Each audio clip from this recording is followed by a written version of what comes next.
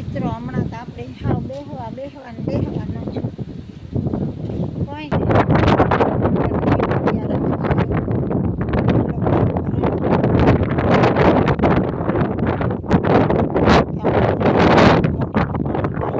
હાય મિત્રો, કેમ છો? મજામાં? ઓકે, આપ બધા મજામાં જશો.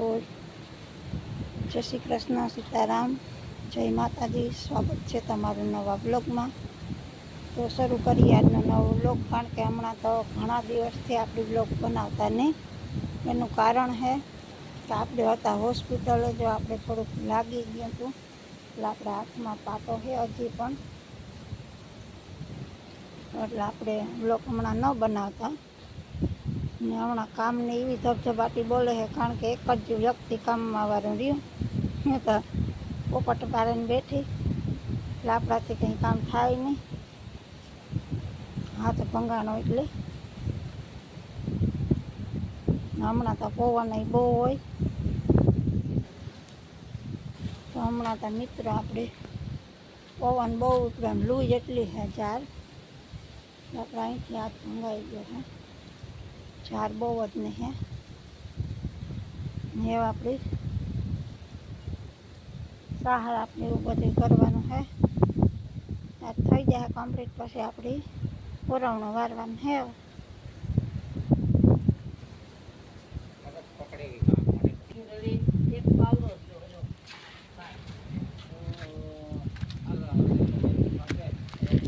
મિત્ર જો આપણી મોટર ચાલુ કરી દીધી છે.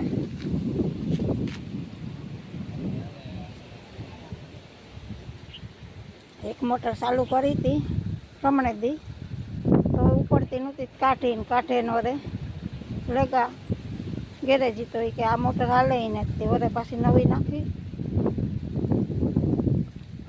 બીજા દી પાછી નવી લીધી, નવી મોટર નાખીને હવે ચાલુ કરી.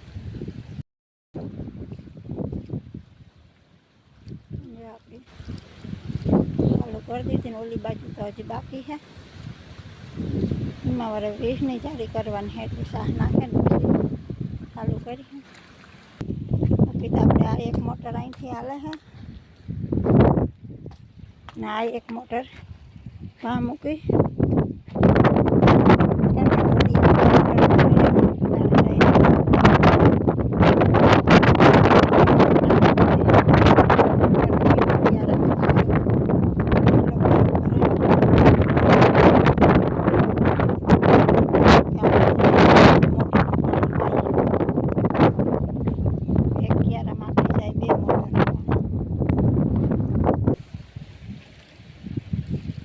પાણી ભરાય ને ચકલાનું નાવાની મજા આવે.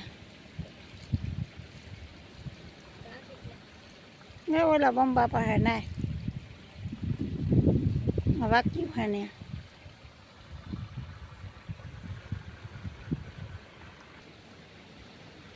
કોશિયારી બાજુ ઓરવણા ચાલુ થઈ જાય. બધાને જો વાદરા ત્યાં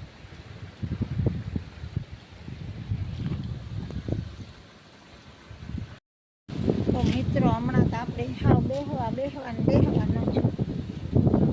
કોઈ કામ ને કામ તો મલકનું છે, પણ કોઈ આપણી કામ ના ને, એટલે આપણે આ બેઠા દી નથી જતા. આખો દી ખાવું ને બેહવું,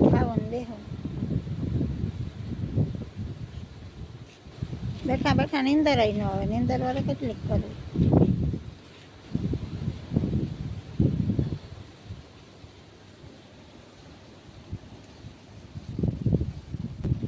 કોઈ વાંધો ન આવે, મહેમાનમાં આવે ને બિચારા વાવડ કાઢવાથી થોડોક ટાઈમ વ્યો જાય. કાયમ 7-8 મહેમાન હોય જ, એટલે ટાણો વ્યો જાય. બાકી તો નકો બેઠા હાવ દી ન જાય ને, લોટે ને જ્યાં ઝટી અહીં આવતા ઉડે સૂતા હોય, એટલે પછી પરબાર માથું વિખાઈ જાય, એટલે પરબાર ઝટિયા ઉડે.